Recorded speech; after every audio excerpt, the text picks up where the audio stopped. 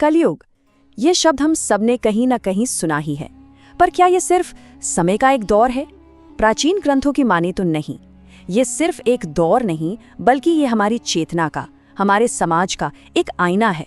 एक ऐसा आईना जो हमें ये दिखाता है कि बाहर की दुनिया में जो कुछ भी अच्छा या बुरा हो रहा है, उसकी जड़ें कहीं ना कहीं हमारे अपने अंदर ही मौजूद हैं। ये सवाल ना सुनने में जितना आसान लगता है, उतना ही गहरा है। क्या हजारों साल पहले लिखे गए शब्द आज की हमारी दुनिया, हमारी टेक्नोलॉजी, हमारी जो उलझनें हैं, उन्हें समझा सकते हैं? चलिए आज इन भविष्यवाणियों की परतों को एक एक करके खोलते हैं और देखते हैं कि ये बातें आज हमारे लिए कितनी मायने रखती हैं। देखिए, हिंदू कॉस्मोलॉजी में ना समय को एक सीधी लकीर की तरह नहीं देखा जाता। ये एक साइकिल है, एक चक्र जो हमेशा घूमता रहता है। इसकी शुरुआत होती है सत्य युग से, वो दौर जब धर्म और सत्य अपनी चरम सीमा पर होते हैं। फिर आता है त्रेता युग, उसके बाद द्वापर और आखिर में आता है कलयुग, जहाँ धर्म अपने सबसे कमजोर रूप में होता है। तो फिर ये कलयुग है क्या? पुराणों में इसे अंधकार का युग या संघर्ष का युग भी कहा गया है। ये वो समय है जब इंसान की उम्र, उसकी शारीरिक शक्ति और सबसे जरूरी उसकी आध्यात्मिक समझ, ये सब कम होने लगती हैं। इस दौर में सच और धर्म के रास्ते पर टिके रहना ही अपने आप में एक बहुत बड़ी चुनौती बन जाता है। तो चलिए सबसे पहले और सबसे बुनियादी संकेत से शुरू करते हैं, जिसे इस युग की नींव माना जाता है, और वो है सत्य का पतन। ये भविष्यवाणी बहुत सीधी और साफ है।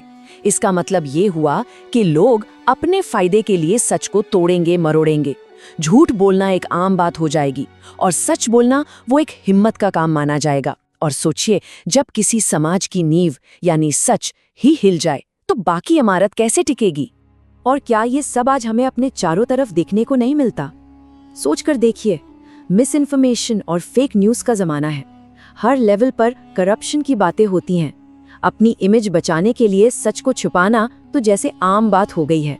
सच में आज के दौर में सच बोलना एक बहुत बड़े साहस का काम बन गया है। सच के बाद अगला संकेत उस चीज पर चोट करता है जो एक समाज को जोड़े रखती है, यानी हमारे आपसी रिश्ते। शास्त्र कहते हैं कि कलयुग में समाज की जो सबसे जरूरी कड़ियां हैं, जैसे माता पिता और गुरु, वो कमजोर पड़ने लगेंगे। वो सम्मान, वो श्रद्धा जो इन रिश्तों की नींव हुआ करती थी, वो धीरे धीरे मिटने लगेगी और परंपराओं को उन्हें तो पिछड़ा हुआ माना जाने लगेगा। आज हम सब देख रहे हैं कि परिवार बिखर रहे हैं। लोग अपनी सहूलियत को रिश्तों से ऊपर रख रहे हैं, और इसका नतीजा क्या होता है? घर के बड़े बुजुर्ग अक्सर अकेले रह जाते हैं। जब एक समाज अपनी जड़ों से ही कटने लगता है, तो उसका भविष्य तो खोखला हो ही जाता है। अब हम कलयुग के उस दौर की बात करते हैं जहां ये सारी दिक्कतें, ये सारी समस्याएं अपने चरम पर पहुंच जाती हैं।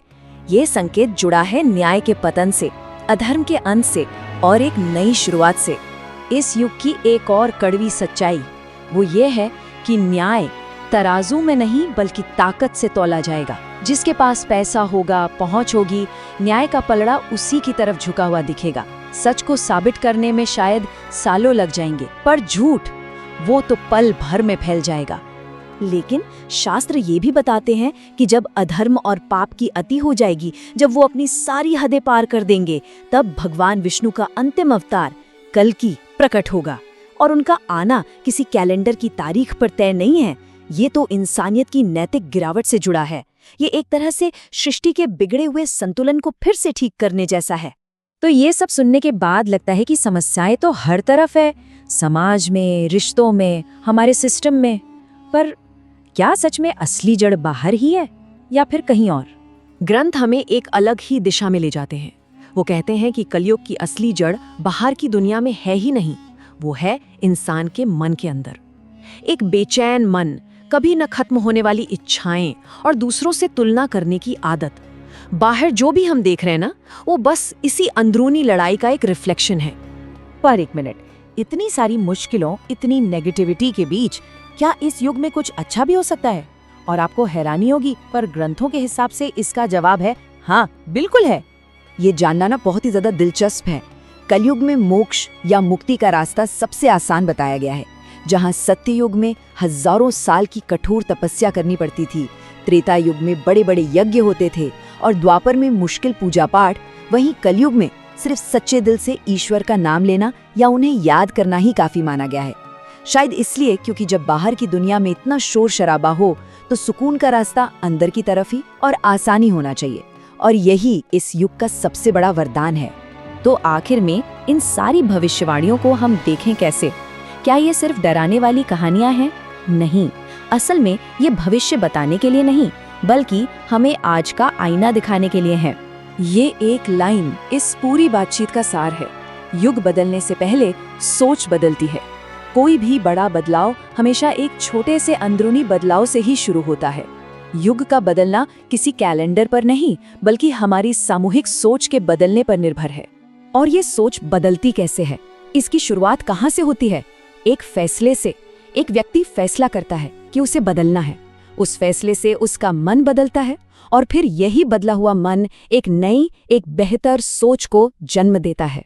तो सवाल घूम फिरकर वहीं आ जाता है। सबसे जरूरी सवाल, ये फैसला सबसे पहले कौन लेगा? बदलाव की ये शुरुआत करेगा कौन? कलयुग शायद समय का एक दौर है, पर सत्य और धर्म को फिर से स्थापित करने की शुरुआत हर युग में हर इंसान को अपने अंदर से ही करनी होती है।